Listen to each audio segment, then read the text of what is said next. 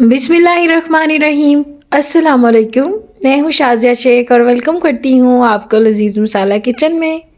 कैसे हैं आप सब? उम्मीद करती हूँ कि आप सब खैरियत से होंगे और मेरी दुआ है कि अल्लाह ताला आप सबको शादो आबाद रखे और अपनी हिफ्ज़ो अमान में रखे। तो चलते हैं रेसिपी की तरफ। आपने वीडियो को पूरा वॉच करना है बिना स्किप किए।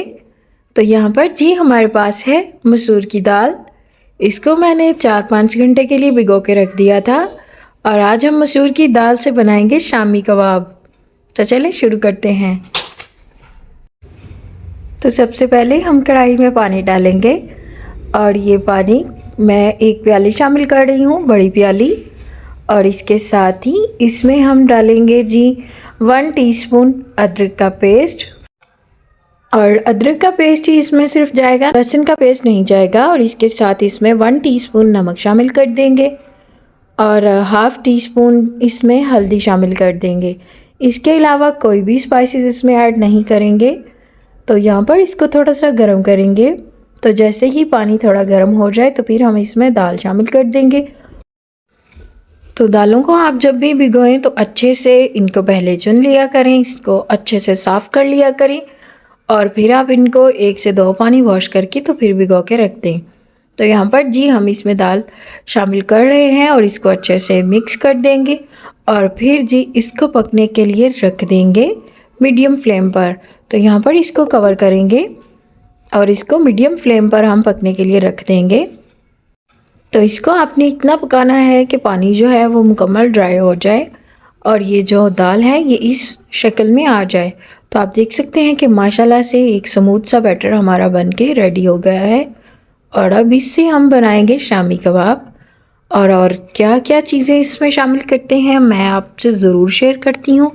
आपने अभी तक मेरे चैनल को अगर सब्सक्राइब नहीं किया तो चैनल को सब्सक्राइब कर दें और बेल आइकन पर प्रेस करना मत भूलें। तो यहाँ पर जी हमने दाल को ठंडा करके तो एक बाउल में शामिल कर लिया और अब इसके साथ ही इसमें प्याज जाएंगे। 2 दरमियानी साइज़ की प्याज से जिनको मैंने बारीक चॉप कर लिया। और आपने भी प्याज़ों को बिल्कुल इसी तरह से चॉप करना है क्योंकि इसमें मोटे प्याज बिल्कुल नहीं जाएंगे। तो ये है धनिया, हरा धनिया, ये हमने हाफ़ प्याली इसमें शामिल कर दिया। और ये पुदीना है, बिल्कुल फ्रेश पुदीना, और ये भी जाएगा इसमें हाफ़ प्याली। और अब इसके साथ ही ब्रेड क्रम्स डालेंगे हम, ये भी हाफ़ प्याली शामिल करेंगे और नमक डाल देंगे। याद रहे कि नमक हमने दाल में भी शामिल किया था। तो हाफ़ टीस्पून हल्दी जाएगी इसमें और 1/4 टीस्पून काली मिर्च शामिल करेंगे। हाफ़ टीस्पून जाएगी कुटी लाल मिर्च और इसके साथ ही 1 टीस्पून जाएगा खुश्क धनिया पिसा हुआ और 1 टीस्पून भुना कुटा हुआ ज़ीरा। और यहाँ पर जी अब अजवाइन डालेंगे इसमें और अजवाइन को हाथों से अच्छे से मसल के तो फिर शामिल करेंगे। 1 टीस्पून अजवाइन है और जब हम इसको हाथों से मसल के शामिल करते हैं तो माशाल्लाह से इसका जो जायका और खुशबू है वो बढ़ जाती है। तो अब जी हम इन सारी चीज़ों को मिक्स करेंगे अच्छे से और इनको इस तरह से मिक्स करेंगे कि ये सारी चीज़ें अच्छे से यकजान हो जाएं और बिल्कुल ये एक डो की शक्ल में आ जाए। तो यहाँ पर इसको हाथों से मैं मिक्स कर रही हूँ क्योंकि चम्मच वगैरह से ये अच्छे से मिक्स नहीं होगी। तो यहाँ पर हमने अच्छे से इसको मिक्स कर लिया और अब हम बनाएंगे इससे कबाब। आप चाहे तो जैसी मर्ज़ी शेप दे सकते हैं। यहाँ पर जी हमने इसको इस तरह से शेप दी है और इस तरह से ही मैं यहाँ पर सारे कबाब बनाकर रेडी कर लूँगी। और एक चीज़ मैं आपको बताती चलूँ कि आपने जब ये कबाब बनाने हैं तो आप इनको फ़ौरन से ही फ्राई कर लीजिएगा। तो अब करते हैं फ्राई। तो यहाँ पर जी हम इसको अंडे में डिप करेंगे और शैलो फ्राई कर लेंगे, इनको डीप फ्राई नहीं करेंगे।